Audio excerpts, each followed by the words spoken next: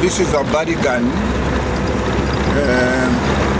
7954 805, taking 2 lanes along between Jacaranda Mall, between Kafubu Mall and the Ndola Teaching Hospital. So you can see how other vehicles are struggling to use the other lane. So this is the issue with a body gun.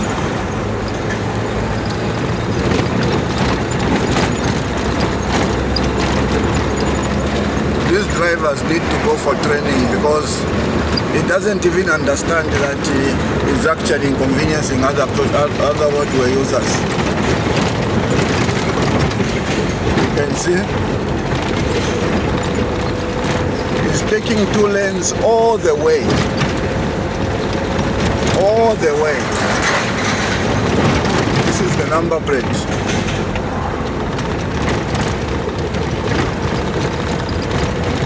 So these drivers need to go for training because this is just one of the cases noticed on the road.